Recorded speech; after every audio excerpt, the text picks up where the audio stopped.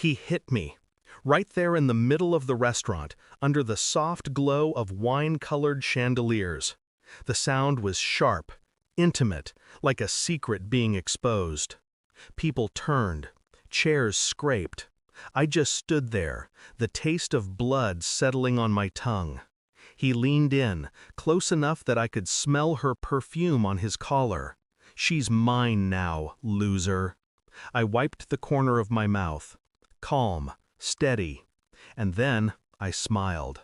I stepped close, leaned toward his ear, and whispered 4 words. His body went rigid. Color drained from his face. The arrogance evaporated from his eyes like steam. My wife's hand trembled as she grabbed his arm. "What did he say?" she demanded. But he didn't answer. He couldn't. I sat back down, poured myself another glass of wine, and watched the tremor spread through the room like a quiet storm. That night, she wouldn't look at me.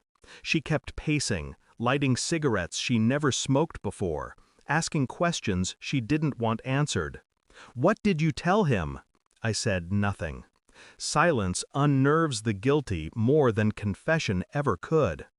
I could feel it, the space between us tightening. Her movements became sharp, nervous. She texted in the bathroom now. She laughed at nothing. When she touched me, it felt rehearsed. One night, she said she had to work late. I followed. Her car was parked outside a cheap motel on the east side. Room 214. Curtains drawn. I didn't go in. Didn't need to. I stood in the rain, listening to the hum of the neon sign above me.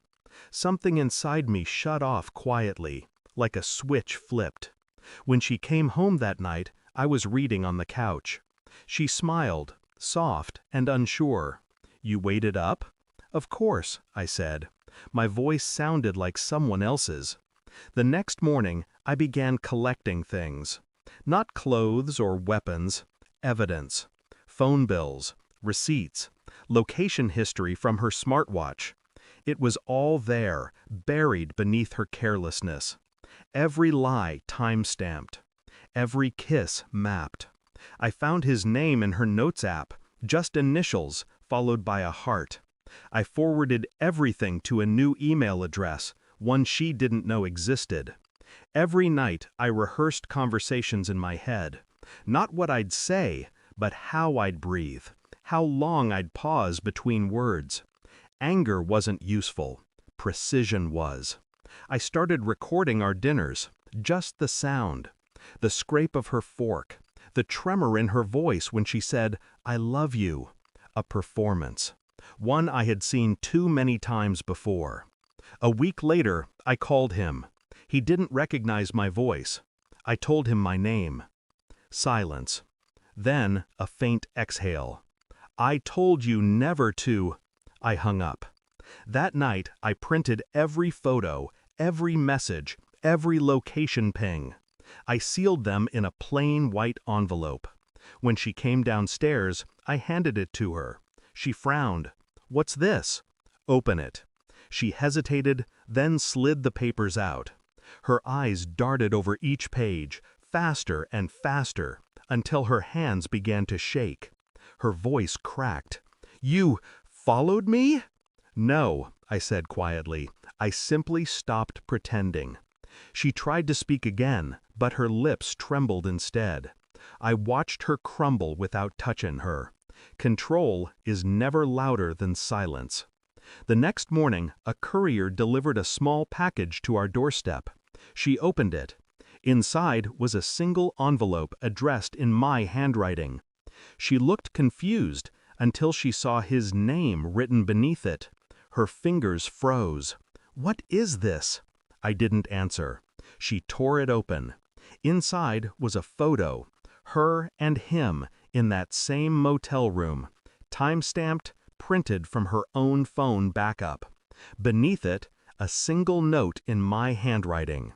"He's not the only one who knows." Her breath caught. Her eyes filled, not with remorse, but terror. She realized then that the whisper I gave him at the restaurant wasn't a threat. It was a truth. something only the two of them understood. And now she knew I'd shared it. She left 3 days later. No goodbye, no explanation. I didn't stop her. The house felt different without her perfume clinging to the walls. Cleaner, quieter. Sometimes I replay that moment in the restaurant. The slap, the whisper, the look on his face. People think revenge is fire. It isn't. It's ice. It's the quiet certainty that you saw the storm coming and chose to stand still anyway. He doesn't come around anymore. Neither does she. But sometimes, when I pass that restaurant, I see my reflection in the window and think, I never raised my voice. I never lifted a hand. I simply gave them the truth, and the truth did the rest. Some men burn their enemies alive. I just let mine hear the sound of their own guilt, echoing forever. Thanks for watching. Don't forget to like, share, and comment. Subscribe now to Cheating Stories Insight World for more amazing stories.